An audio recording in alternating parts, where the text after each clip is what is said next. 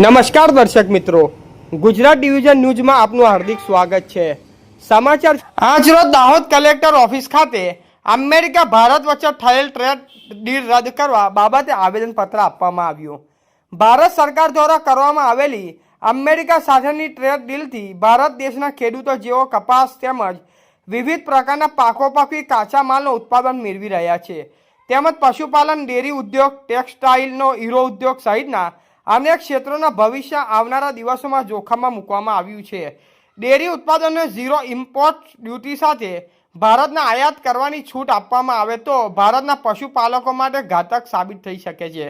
જો અમેરિકા કૃષિ અને ઔદ્યોગિક ઉત્પાદનોનો ભારતના બજારમાં નિઃશુલ્ક પ્રવેશ આપવામાં આવશે અને બીજી તરફ ભારતીય ઉત્પાદનો પર અમેરિકા ડ્યુટી લાગુ રહેશે તો ટેક્સટાઇલ ઉદ્યોગ સહિતના ક્ષેત્રો પર ગંભીર અસર પડશે।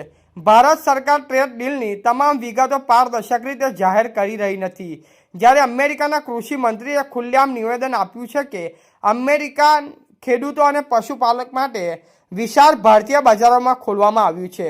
જો આ ટ્રેડ ડીલ આવનારા દિવસોમાં રદ નહીં થાય તો આમ આદમી પાર્ટી એક જવાબદાર રાષ્ટ્રીય પક્ષ તરીકે સંભવિત નુકસાન અંગે જનતાને તમામ વિસ્તારમાં જઈ અને માહિતગાર કરશે। દેશના ખેડૂતો, પશુપાલકો અને ઉદ્યોગોને બચાવવા માટે રાજ્યના અલગ અલગ વિસ્તારોમાં કાર્યક્રમો અને આંદોલનો કરશે।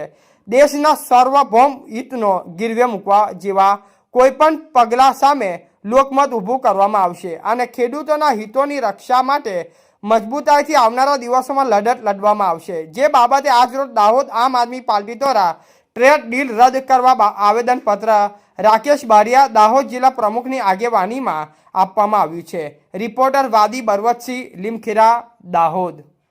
એનું ટેરિફ પણ નથી લગાવ્યો, એના કારણે આપણા ભારતના જે ખેડૂતો છે એમનો માલ એમને મોંઘો પડશે અને અમેરિકાનો માલ સસ્તો પડીને લોકો એને ખરીદશે, તો એના કારણે ભારતના ખેડૂતો પાયમાલ થવા જઈ રહ્યા છે।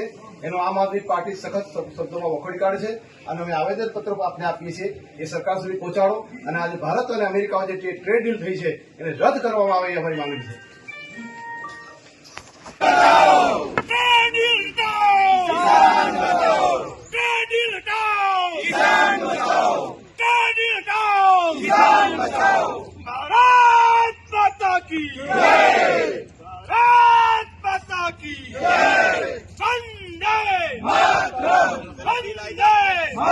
સમાચાર જોવા માટે ગુજરાત ડિવિઝન ન્યૂઝ ચેનલને like, share, subscribe, bell icon press button દબાવવાનું ના ભૂલશો। ધન્યવાદ।